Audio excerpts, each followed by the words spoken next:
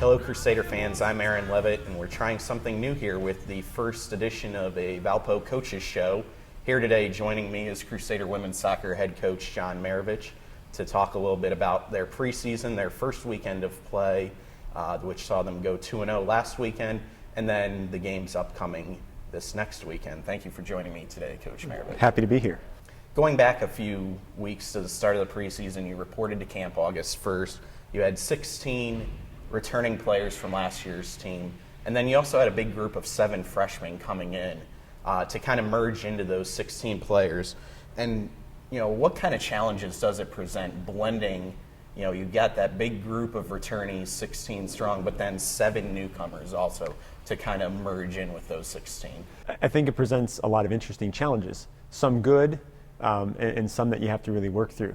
I like it because I like the 7 freshmen that we've added to the program. They bring different things that maybe we haven't had in the past. And so really in that early preseason segment, we're trying to teach them the Valpo way and how we do things. And so they're trying to, again, find their way within our program, but also at the same time, they're trying to put their stamp on the play that they bring to the team. So I really have found that the best thing to do is really kind of turn that over to the players.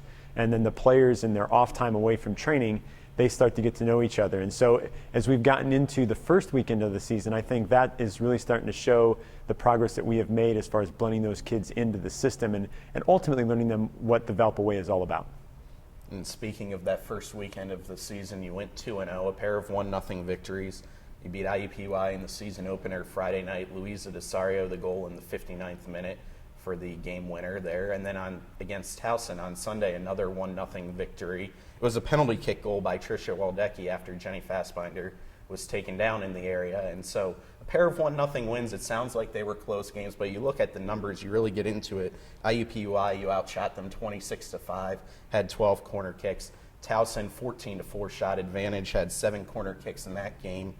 What was the key in those games to being able to dominate, not just statistically, but really maintain possession and dictating the pace of the game? What do you feel the key was that allowed you to do that in both those games this weekend? I think patience. I think patience was probably the biggest aspect for us. I think when it goes back to earlier, we talked about the team blending and gelling. We're all still learning each other. So what I liked most about the weekend was that we really did a pretty good job in general as an entire team of really trying to be patient and keep the ball. I thought our back four did a fantastic job in their attacking shape. I thought they opened up the game. They gave midfielders opportunities to have space to play and to turn and then to connect with our flank players and with our forwards. So I really think the overall patience of the group, but then a little bit of a rhythm. And I think we struggled with that in the preseason, is really kind of developing a rhythm with our play. And we started to develop that against IUPUI. And it just kind of kept building to the point where we're starting to get some really, really good opportunities. As a coach, do you find it frustrating sometimes from your standpoint? And then, how do you keep your team going when you're generating all these chances? When you're getting 40 shots over the course of the weekend and you only hit the back of the net twice? How do you keep the team going, keep them positive, and keep yourself positive when you're dominating so thoroughly, but yet the score line isn't reflecting that? Absolutely. I think it is a very frustrating thing for players at times, but I think this group, that hasn't even entered into the question throughout the weekend. We've really tried to focus on ourselves and not so much on the opponent that we're playing right now. We really want to get ourselves right. And so the good part is that we're creating those chances. And part of it is we've got a lot of young kids who are playing in the attacking third of the field. And because of their youth, they're starting to learn the college game. They're starting to get comfortable. And so maybe they're rushing themselves a little bit inside the 18 on some finishes. They're trying to learn exactly what Lou's going to do in a particular situation. And so maybe they're a step off, or we're just a little bit out of sync in the attacking third. And I think the attacking third is also probably the most difficult aspect of the game when you're trying to put a new team together. That seems to be the last thing that kind of comes together. So from the frustrating standpoint of creating that many shots, I think we're in pretty good shape right now. The thing that we've really talked about is that we've been able to find ways to get those opportunities, and I think that sometimes is what creates the frustration, is maybe they're struggling combining. They've got that down a little bit. So they're just looking forward to being able to continue to play together and continue to create those chances. But at the end of the day, the one thing that they've kind of gone back to is they found a way to win games. And when you have a lot of young kids on the field, that learning how to win college games can be very difficult, and they've learned how to do that twice on the opening weekend, even with getting a lot of shots. Was there anyone in particular that really impressed you over the course of the weekend, who really stepped up and made you say, wow, that person really changed the game when they were in there for us? Well, I think Sarah Ludwig is somebody that you're going to talk a lot about. She's come off the bench in both games, but she's provided a presence in the air that has been absolutely tremendous. I thought she was a big difference maker in the game on Sunday, coming in the late part of the first half. And just her ability, not just on the defensive side of things and winning a head ball, but also on the attacking side of things. I think she had 3 shot opportunities in the game against Towson, and that just physical presence. She's 5'11". She definitely can get up and win a head ball. She's a strong individual. That has definitely been something that I think has really stood out on the weekend. I also thought that on Sunday, Jenny Fassbinder did an excellent job down the flank. Luisa DeSario played basically a full 90 on Friday night, and she was, and Lou plays tremendously hard. And so as maybe we saw Lou maybe slow down a touch, Jenny was able to come off the bench and sustain the level of pressure that Lou was putting on their back line, and eventually got us the penalty kick. So I think those are the things that are really exciting about this group, is that those two kids, particularly on Sunday, generated an opportunity for us to win the game.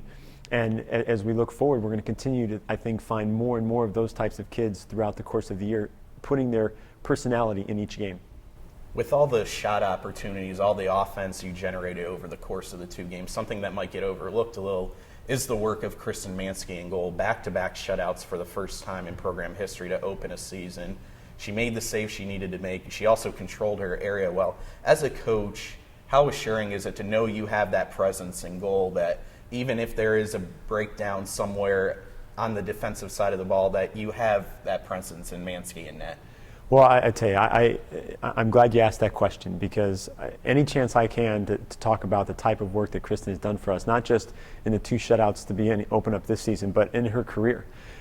Kristen has done a fantastic job for us. And, I think she's kind of that person that maybe doesn't get always talked about when we get into conference and things like that. But she is a very level-headed, very stable goalkeeper. She doesn't get too excited when things are going well, and she doesn't certainly get too excited when things are going poorly. And I think that attitude is really kind of pushed forward into the back line. And I saw that this weekend. I mean, we gave away a couple of chances, and they weren't, they were dangerous chances, but Kristen made the save. But because she made those saves calmly and casually, that led to the defense to just kind of relax. And so that connection between her back line is really invaluable. So, yeah, okay, they made a mistake, we gave away something, but Kristen made the save, and they can count on her, and there's that trust. And I think that relationship that she has specifically with Janine Lytle, who's a senior center back for us, they can kind of communicate, together and kind of settle everything down when things maybe get a little crazy. So Kristen has been absolutely fantastic. She is in very good company when we talk about the goalkeepers that we've had here in our program over the last 8 or 9 years. She's certainly going to really challenge for the records that those previous young ladies have set. Before we get to this weekend's coming games, classes did start at Valparaiso University on Tuesday, and these are, of course, student athletes, students first. And how, as a coach, you deal with that transition? You have, during the preseason and even the first weekend of the regular season, you have your athletes' undivided attention. You're doing everything together as a team, meals, training, all that stuff. How do you deal with making the transition, especially with 7 freshmen this year, from having their undivided attention to where they're now dealing not just with training and games and travel and stuff, but also classes, homework, and that sort of stuff? Well, we try to really rely on each other. I think the freshmen, when they come into the program, they get a wife, is what they call them. It's somebody that looks out after them.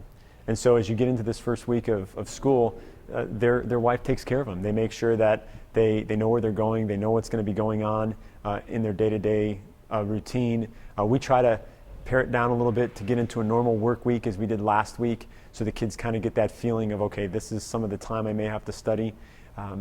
So I think the transition for us has been very, very good.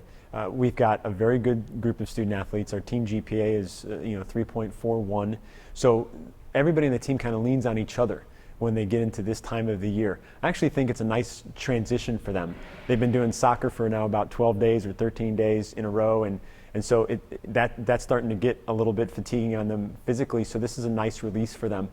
It's going to be fun at practice when we get out on Wednesday after they get through the first day of classes. It's always fun to hear the stories of the freshmen of how they got lost or where they may be at the time, or hey, they've got this professor. So it always leads to a nice opening to practice on the first day of classes. Looking ahead to this coming weekend, you have your third straight home match to open the season against Kent State on Friday evening. And then your first road trip is a rather short one, going just over to Chicago to take on DePaul on Sunday. What challenges do you see both Kent State and DePaul presenting to your team, and how do you best deal with those challenges to come out of the games with the results you want? Sure, they're going to be two tremendous games for us. Two great preparation games for our conference season, and also as we get into the next segment of our pre-conference schedule. They're both going to add a ton of athleticism.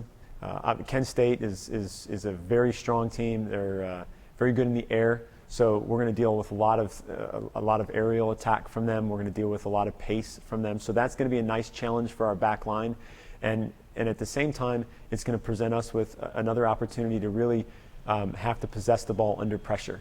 And so now getting ourselves organized, not just in the back with good attacking team shape, but also with good defense, good midfield shape in the attack. So I think the key for us on the weekend is, with a heightened sense of pressure with these two teams, are we going to be able to keep the ball with that increase in pressure and be able to still find some scoring opportunities?